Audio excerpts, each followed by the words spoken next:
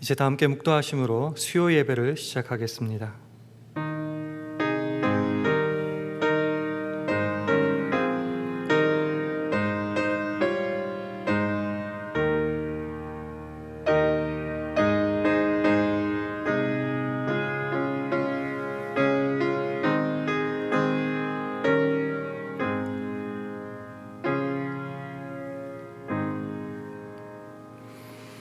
너희 목마른 자들아 물로 나오라.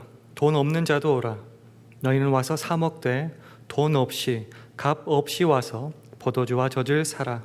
너희가 어찌하여 양식 아닌 것을 위하여 은을 달아주며 배부르게 못할 것을 위하여 수고하느냐. 나를 청종하라.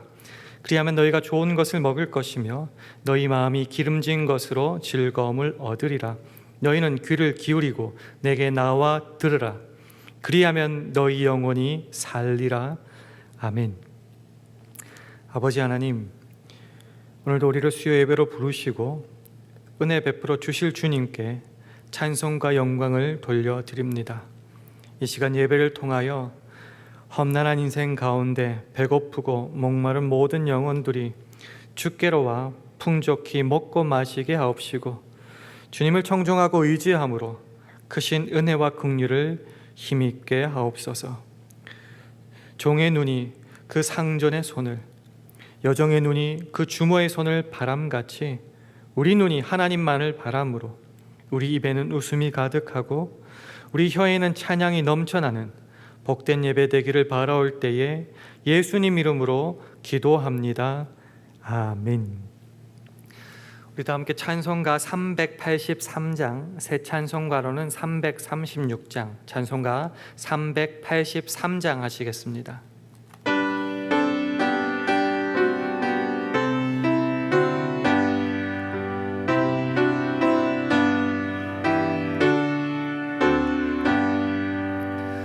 환난과 비박 중에도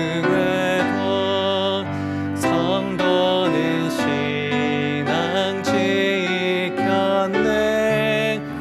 이 신앙 생각할 때에 기쁨이 충만하도다.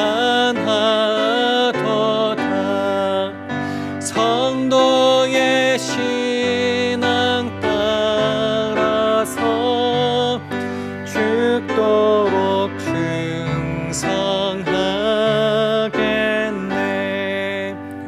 옥중에 매인 성도나 양심은 자유와 얻었네. 우리도 고난 받으며 죽어도 영광 되도다. 성도의 신앙 따라서 죽도록 충성하겠네. 성도의 신앙 본받아 원수도 사랑하겠네.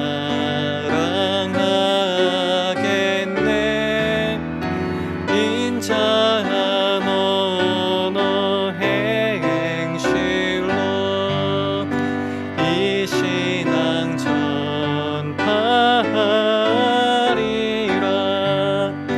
성도의 신앙 따라서 죽도록 충성하겠네.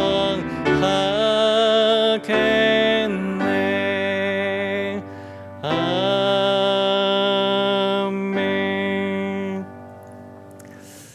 오늘 주신 하나님의 말씀은 디모데후서 4장 7절 말씀입니다. 제가 가진 성경으로 신약 346면 디모데후서 4장 7절의 말씀입니다. 우리 함께 봉독하도록 하겠습니다. 시작. 내가 선한 싸움을 싸우고 나의 달려갈 길을 마치고 믿음을 지켰으니. 아멘. 주의 예배 나오신 여러분들에게 하나님의 은혜와 평강이 함께 하시기를 기원합니다. 우리 함께 예배 드리시는 분이 계시다면은 우리 서로 간에 주의 평강을 기원하며 샬롬으로 인사하는 시간 가지겠습니다. 샬롬, 샬롬. 저는 개인적으로 최근에 장례 예배를 몇 차례 드리게 되었습니다. 그러면서 제 자신을 한번 되돌아보는 시간을 가졌는데요. 특별히 한 가지 질문에 집중하게 되었습니다. 그것이 무엇인가 하면은 내가 개인적으로 인생의 마지막 순간을 맞이하게 되었을 때에 하나님과 사람 앞에서 할 수 있는 최고의 고백이 무엇일까라는 질문이었습니다.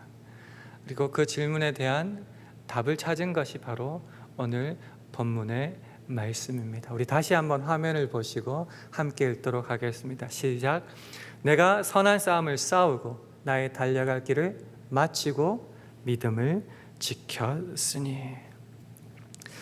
자주 드리는 말씀이지만 우리의 인생에는 주인이 계십니다. 그 주님이 우리를 부르시사 우리들에게 이 땅에서 감당할 사명을 허락하시는데요. 우리는 그런 부르심에 우리의 삶으로 아멘하며 응답하는 모습을 가져야 됩니다. 특별히 중도에 포기하거나 멈추지 않고 이 믿음의 여정을 끝까지 완주해내는 모습이 우리들의 삶 가운데 필요하다는 것입니다. 그렇다면 우리는 이 믿음을 어떻게 완주할 수 있을까요?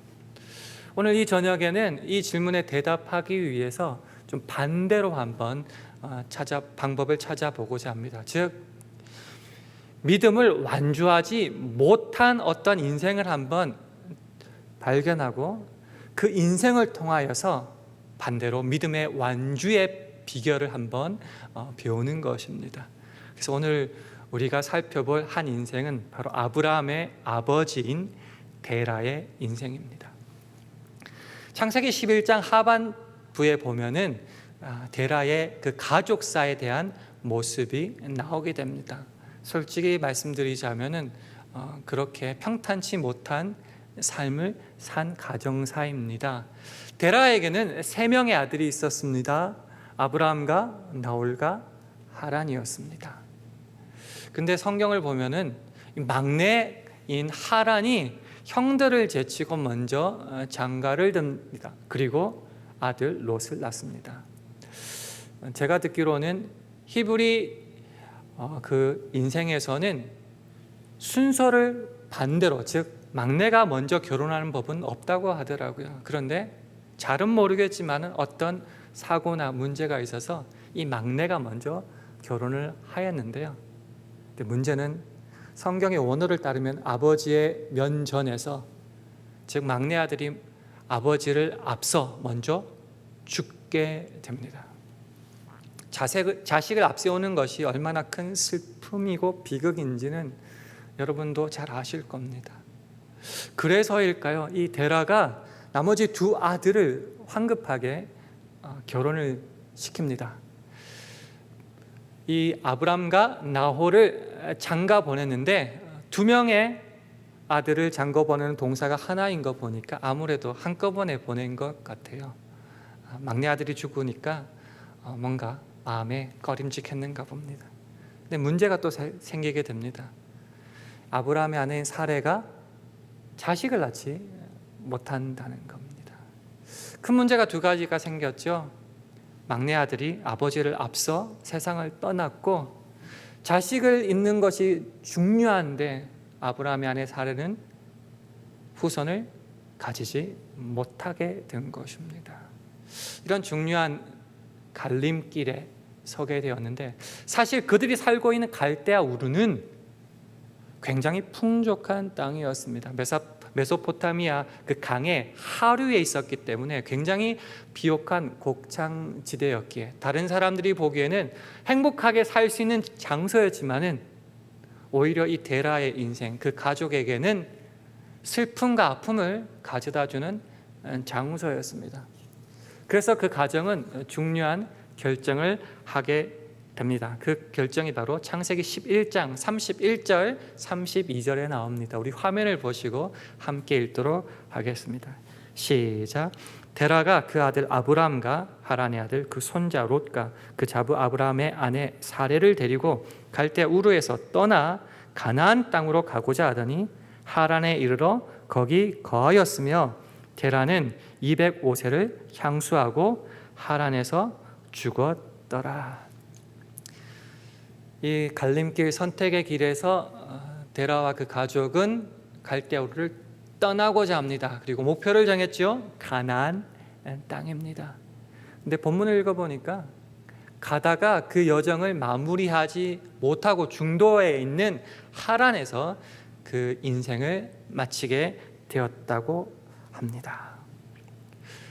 처음에 말씀드렸다시피 그 길을 완주하지 못하고 중도에 멈춰버린 인생이 되는 것입니다. 그러면은 왜 데라는 그 여정을 완주하지 못했을까요?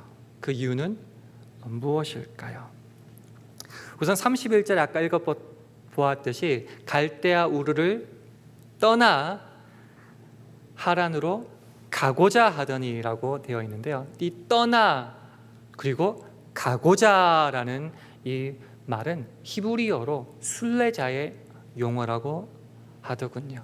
이게 무슨 말이냐 하면요, 한번 떠나고 한번 가려고 하는 것이 아니라 출발지를 떠나서 목적지에 이르기까지 멈추지 않고 수시로 계속하여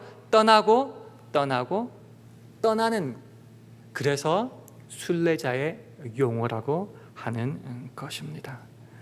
그런데 31절 그렇게 떠나가고자 했는데 분위기가 바뀌게 됩니다. 하란이라는 곳에 머무르게 되는데 거기 거하였으며라고 나와 있습니다. 여기 거기 거하였으며라는 것은 계속하여 끊임없이 떠나다가 아예 이제 한 곳에 정착하여 머물러 버렸다라는 의미를 가지고 있습니다.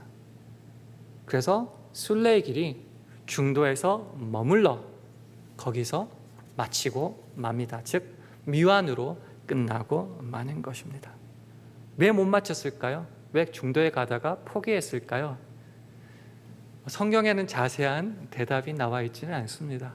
그러나 우리가 추측할 수는 있습니다. 첫 번째 한번 지도를 한번 볼까요? 하란이 어떤 곳인지요? 메소포타미아의 강의 하류에 있는 비옥한 땅이 갈대아 우르입니다. 그리고 저기 중간에 보면 하란이라는 곳이 나와 있죠. 저기 낙타의 모습이 그려져 있는데요. 사실 하란이라는 곳의 이름의 뜻은 교차로, 정션이라는 말입니다. 특별히 지도에서 보시면 잘 알다시피 북동쪽으로는 아수르 니누에로 갈 수 있는 곳이었고요, 서쪽으로는 팔레스틴과 소아시아 지방으로 갈 수 있고, 왔던 길로 되돌아가면은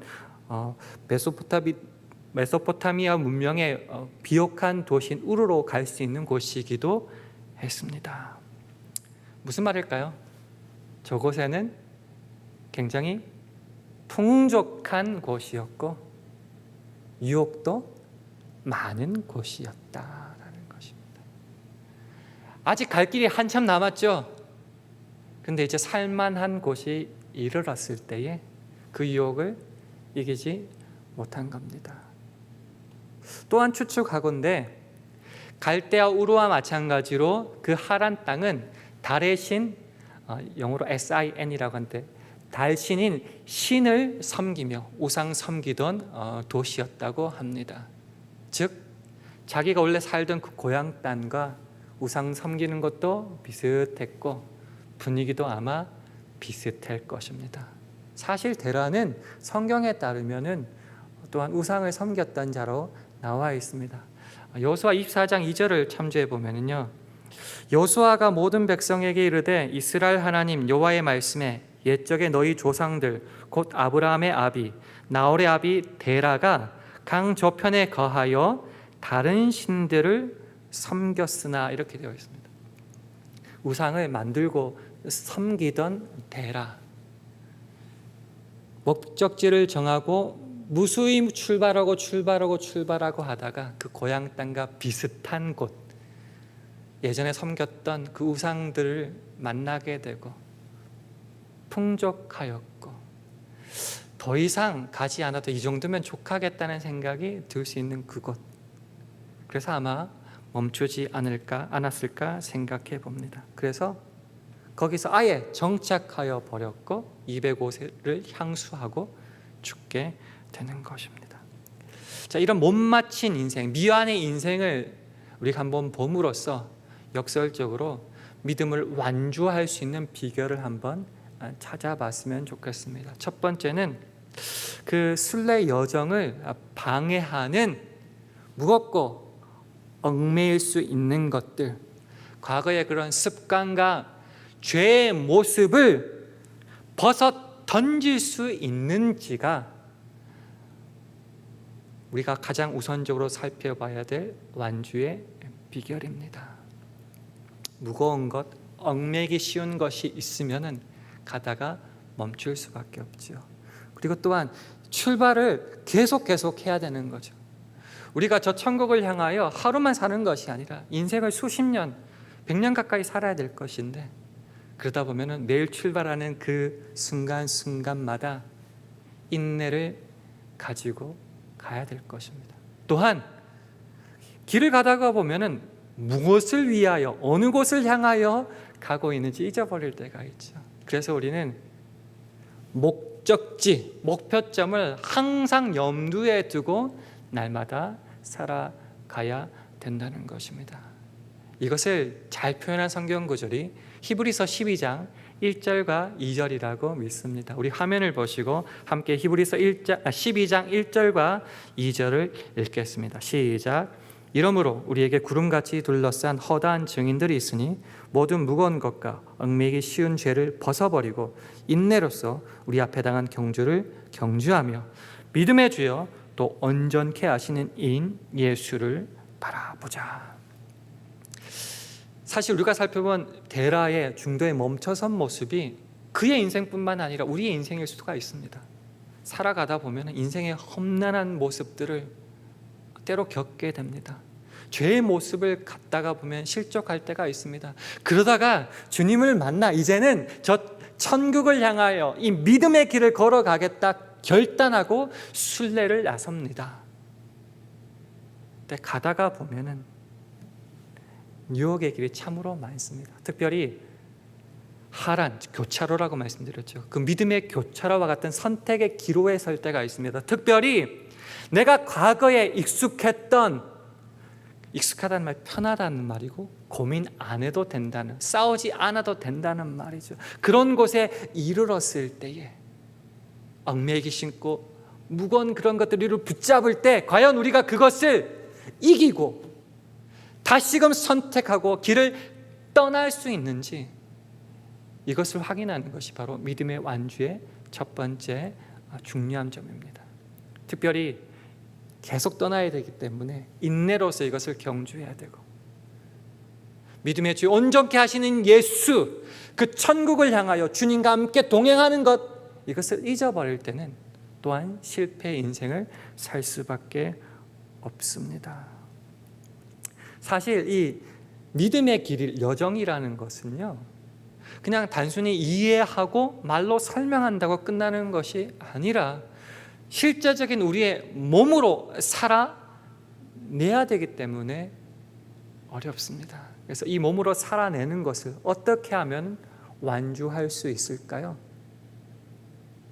우리의 몸을 하나님께서 기뻐하시는 거룩한 산 제물로 바쳐야 됩니다. 예배로, 영적 예배로 주님 앞에 나아갈 때야만이 이 믿음의 길을 완수할 수 있습니다. 왜요? 세상의 풍조에 휩쓸리지 않을 수 있고, 이렇게 우리의 몸을 하나님이 기뻐하시는 제물로 산제사로 드릴 때야만이 하나님의 뜻이 무엇인지 날마다 확인할 수 있기 때문입니다. 이것을 우리가 볼 수 있는 것이 바로 로마서 12장 1절과 2절의 말씀입니다. 우리 화면을 보시고 함께 읽겠습니다. 시작.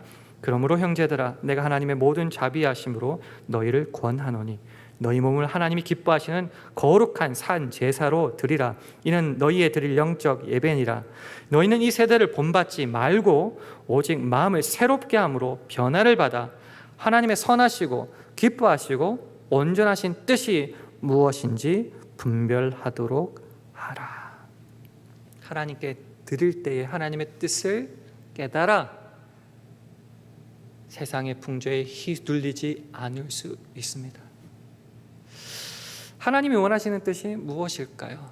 이제 구원을 얻었으니 이제는 좀 쉬어라, 편하게 즐기라 라고 말씀하십니까? 그렇게 넉넉고 세상의 유혹을 따라 살아가는 것을 에베소 5장의 말로는 술 취한 것이라고 합니다. 술을 취해 넋을 놓고 세상의 시류에 휩쓸릴 때에 술 취한 거고 그것이 방탕한 것이라고 했습니다. 그렇게 살지 말고 오직 성령의 충만함을 받으라고 했지요.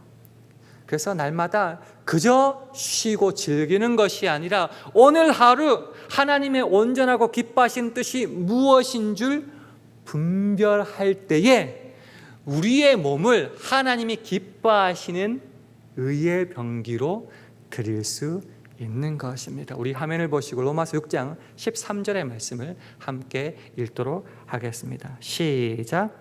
또한 너희 지체를 불의의 병기로 죄에게 드리지 말고 오직 너희 자신을 죽은 자 가운데서 다시 산 자같이 하나님께 드리며 너희 지체를 의의 병기로 하나님께 드리라. 이렇게 의의 병기로 하나님의 뜻을 분별하며 우리의 실제 몸으로 살아낼 때만이 믿음을 완주할 수 있습니다. 사실 이렇게 성경을 통하여 우리가 어떻게 믿음의 길을 완주할 수 있는지 찾아보다 보면 하나 착각하는 것이 있습니다. 그게 뭔가? 내가 노력해야 되고 내가 내 몸을 드려야 되고 내가 그렇게 충성하며 헌신하며 결단하며 살아야 한다. 다 내가 하는 것 같이 착각하게 된다는 것이죠. 자주 반복하는 말이 바로 우리에게는 우리 인생의 주인은 주님이시다는 것이죠. 즉 내 힘과 능력만으로는 할 수 없다는 말입니다. 그래서 사도 바울이 뭐라고 고백합니까? 나의 나된 것은 오직 하나님의 은혜로 된 것이다 라고 고백하는 것이죠. 자, 그러면 하나님의 은혜를 힘입는 길은 가장 중요하고 가장 쉬운 길은 무엇일까요? 바로 기도입니다. 기도라는 것은 내가 원하는 것을 얻어내는 끈질긴 싸움이 아닙니다. 기도는 우리의 주인 되신 하나님 아버지의 뜻이 내 뜻이 되기 위하여 나를 포기하고 아버지 하나님의 뜻에 순종하는 싸움입니다. 그래서 이 믿음의 길이 내 뜻과 의지로 되는 것이 아니라 하나님의 은혜로 되는 것임을 믿을 때에는 우리가 기도에 항상 힘써야 되고 감사함으로 기도에 깨어 있어야 된다는 것입니다. 그래서 마지막으로 우리가 믿음의 완주의 비결로 알아야 되는 것이 바로 이 기도라는 것입니다. 우리 화면을 보시고 골로새서 4장 2절 말씀을 함께 읽겠습니다. 시작. 기도를 항상 힘쓰고 기도에 감사함으로 깨어 있으라. 기도는 내가 힘들 때, 어려울 때, 안 될 것 같을 때 하는 것이 아닙니다. 항상 기도해야 하는 겁니다. 기도에 깨어 있어야 됩니다. 왜요? 깨어 있지 않으면은 술 취함과 같이 세상에 내 정신줄을 놓아버리게 되기 때문입니다. 하나님의 뜻이 무엇인지 날마다 순간순간마다 구별하고 분별할 수 있대. 특별히 하란과 같은 그런 믿음의 교차로 선택지에서 항상 내 뜻을 따라서 과거로 자꾸 돌아가려고 하기 때문에 기도에 항상 힘쓰고 깨어 있어야 하는 것입니다. 믿음의 완주를 어떻게 할 수 있습니까?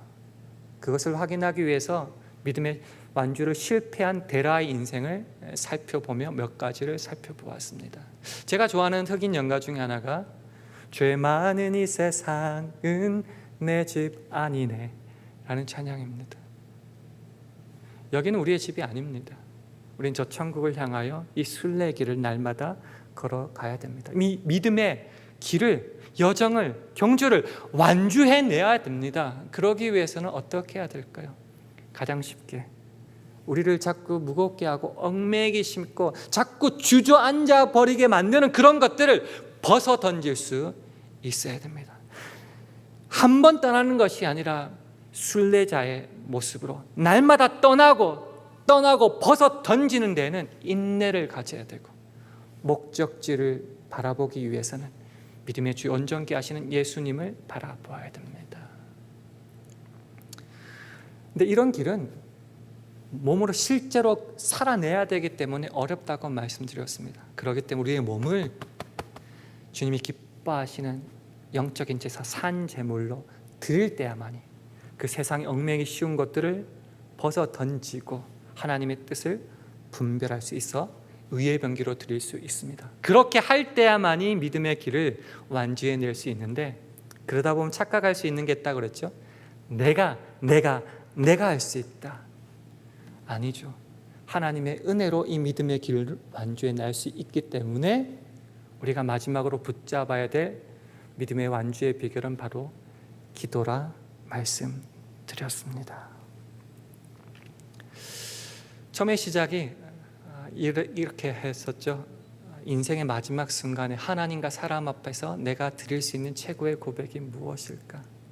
그래서 오늘 그 질문을 가지고 여러분과 함께 디모데후서 4장 7절의 말씀을 나누었습니다. 우리 화면을 보시고 마지막으로 한 번 더 읽는 시간 가지기를 원합니다. 시작.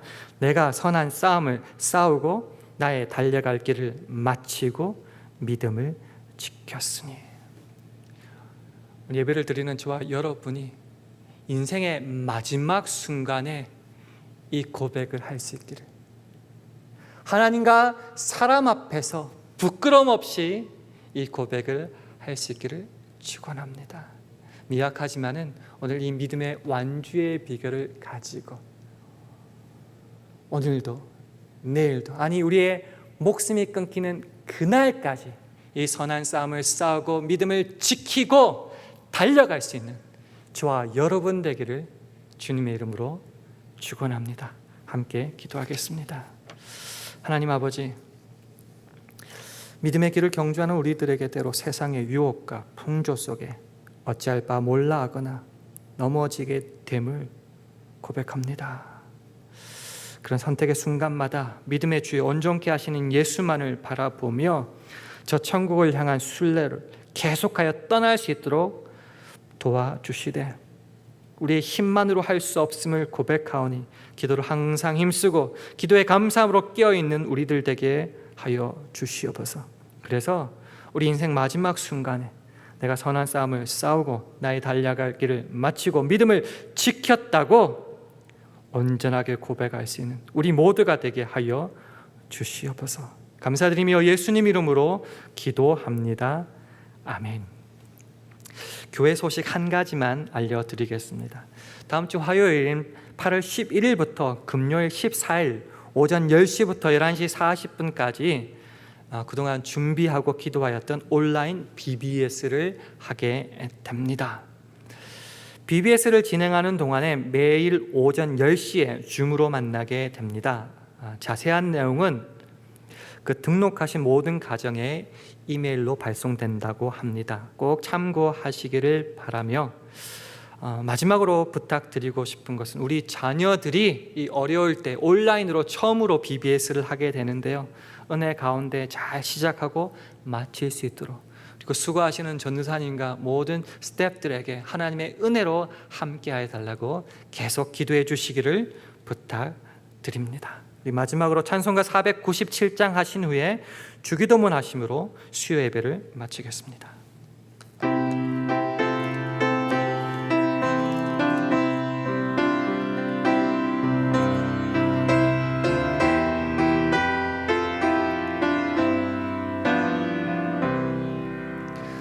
어디든지 예수 나를 이끌면, 어디든지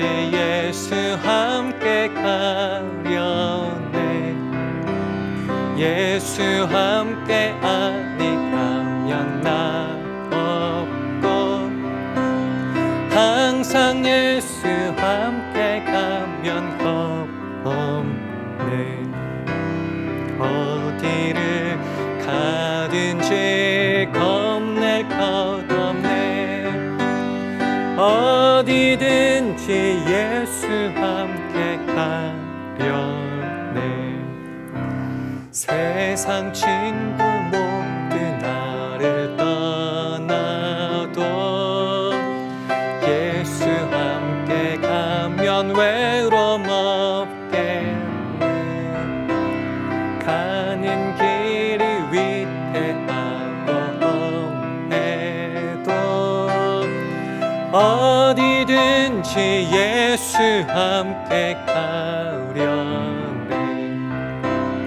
어디를 가든지 겁낼 것 없네. 어디든지 예수 함께 가려네. 어두운 그늘 나를 애워쌀 때에 주가 함께 계심 믿고 자려네. 죽은 후에 천국에서 깨어나 예수 함께 길이 길이 살리라. 어디를 가든지 겁낼 것 없네. 어디든지 예수 함께 가려네. 아멘. 하늘에 계신 우리 아버지여, 이름이 거룩히 여김을 받으시오며 나라 임하옵시며 뜻이 하늘에서 이룬 것까지 땅에서도 이루어지이다. 오늘날 우리에게 일용할 양식을 주옵시고 우리가 우리에게 죄 지은 자를 사하여 준 것까지 우리 죄를 사하여 주옵시고 우리를 시험에 들게 하지 마옵시고 다만 악에서 구하옵소서. 대개 나라와 권세와 영광이 아버지께 영원히 있사옵나이다. 아멘.